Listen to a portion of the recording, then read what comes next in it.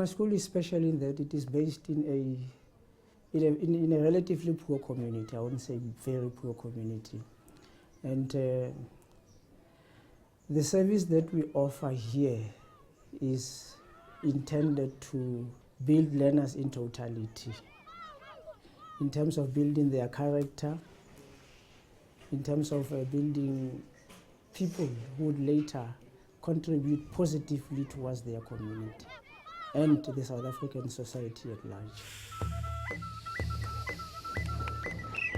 The extramural activities are important to children so that in future these children should go further. And secondly, we should keep these learners mentally fit and physically fit.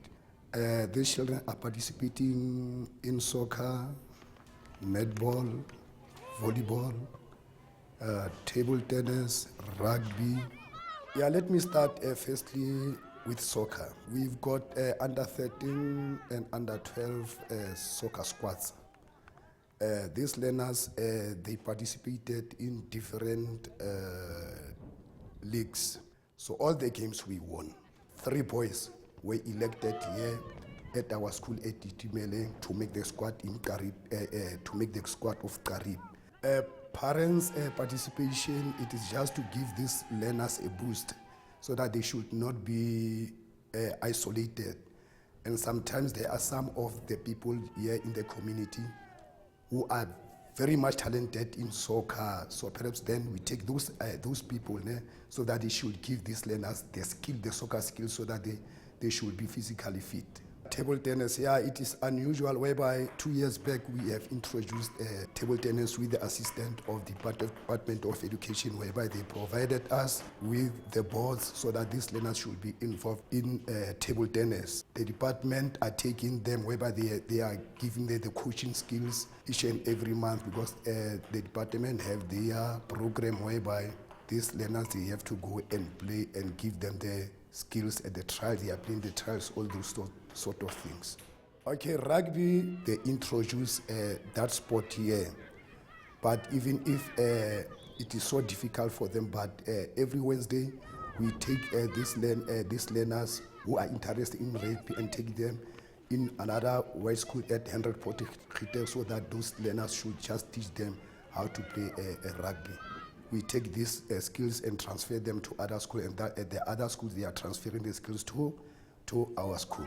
The children, it is better if they are working all together, because it will, so that for the sake of the betterment of those particular learners. Yeah, in netball, they participated in many competitions in Karib district, whereby the under 13 girls, they managed to obtain position 2 in Karib, whereby there are some of the best players that were selected here at our school, 3 of them, whereby they make a squad of Karib district, whereby they play with another district in Bloemfontein.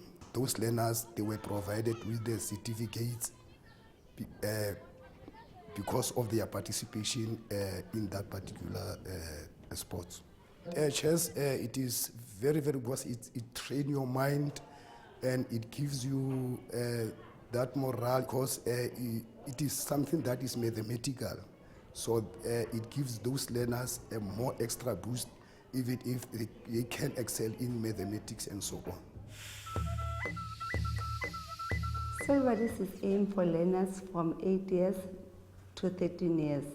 The aim of Solbuddies is to encourage learners to participate actively and to learn. For now, we have got more than 75 learners at our school who are Solbuddies. So these 75, they canvass other learners to be members of the Solbuddies to improve our school. They are always invited at the halls to do dramas, HIV and AIDS awareness, TB awareness and cancer awareness, how to solve and how to maintain and how to help when a learner or an elder is affected with HIV and AIDS. They identify these learners who bully others. So we've got a disciplinary committee. So they also work hand in hand with educators. They identify the bullies and they take their names to the educators, to the principal, and sometimes they even invite the policemen to address bullying. Yes, they're making the school better because they're also responsible. They are cleaning the schoolyard. They also assist in cleaning the school toilets. They also assist with behavior. At the community, they clean the community. They also help at the clinics to clean the clinics. They identify all elders who lives alone. We've got a vegetable garden. With that, we take those vegetables, we give to the elders. Soul Buddies also, they help vulnerables and orphans. If one of the learners has no birth certificate, they identify the learner, they go to SASA, they help with such things. Learners join Soul Buddies because they want to belong somewhere. It is also an inspiration to them because sometimes Soul City actors, they come to our school, so they are making a difference to the community and to the school.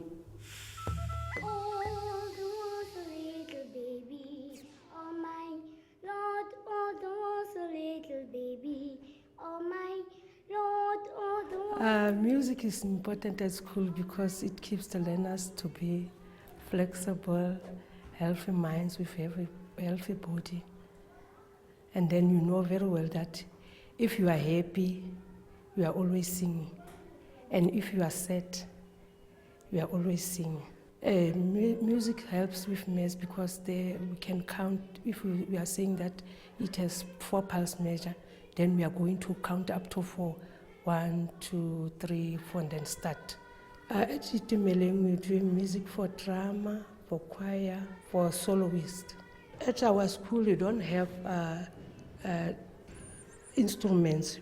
We use melodica for singing, or we use the radio, then we use the CD in the radio. When singing, we start first at the district. Then when we are from the district, we go to province. From province is national. So we achieved up to national, yes, with singing. And then we prepare learners for the soloist. Then I register the learners to sing at music hall. So at the music hall also, we did 1 first prize and second prize. There, the learners were given their certificates and money.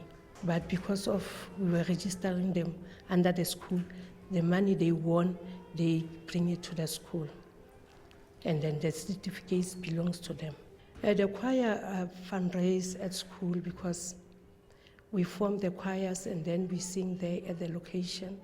And then the churches also, when they need maybe money, they ask us at school to go and sing for them. I'm a committee member of fundraising. We are always writing letters to the parents, engage them to come to school so that we can talk to them about fundraising, whereby we conclude by saying that every month learners has to pop up an amount of 4 rand. Then for that money, what we are going to use is to buy a seat for the school, whereby those vegetables at the garden, we give those vegetables for the learners who are disadvantaged. You know that we are not the same. So those learners who don't have food at their homes, we give them those vegetables. And again, with that money we have fundraised, we buy school uniform for those learners who don't have uniforms, and then buy them blankets and food. The role of the SGB here at school is to govern the school, to assure everything works properly, and not that much to intervene at the teacher's work, but to assure whether is the school run properly, are all the policies of the school well observed in the school. I do a visit at schools to monitor the schools, are there, everything's been done properly, because it's the principal's duty to inform the chairperson now and then about the changes or any plans that is being taken at school now and then. So it's my duty to visit the school often. The SGB is formed out of the parents and the teachers and some of the community members who maybe they may be co-opted in the SGB. On taking decisions at times, we meet with the SGB members, because some of the matters we have to see whether are they going to benefit for the school and also the learners. We are planning to build a school hall, because currently we don't have our own hall in the school, because we have to hire the community halls to do our activities there. And also we are looking forward to have our own taxi for the school, for the learners who are partaking in sports, and some recycling. These bottles, collect a can.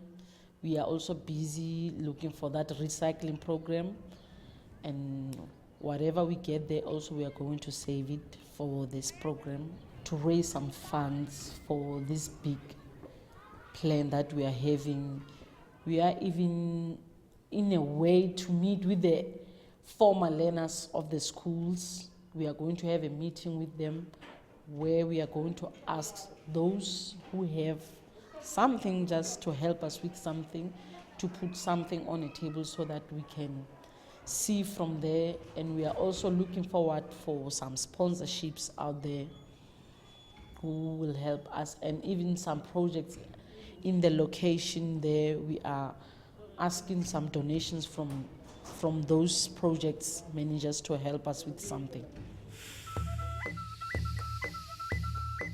We offer maths and science at the school, and our aim is to elevate the level of our results so that learners can pass very well.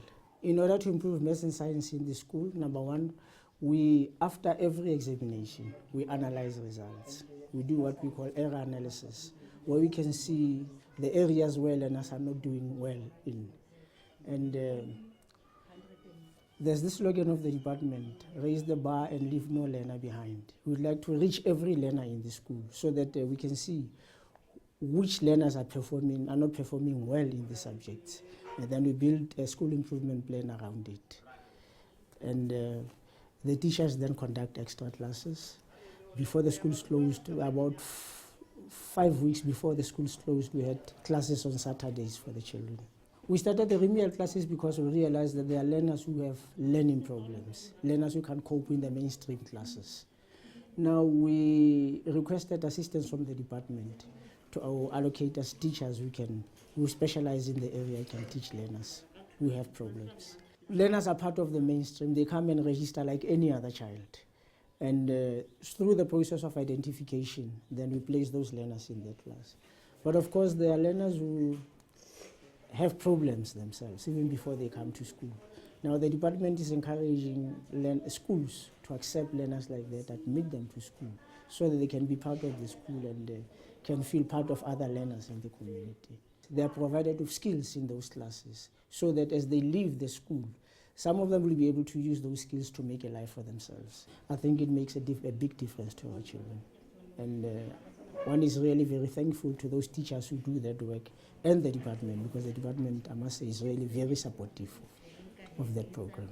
We must make sure that every learner in the school must be reached by us, must be able to make a meaningful contribution in a life or his life when they leave school. One must be lucky to have a team of teachers who are as committed as our teachers are.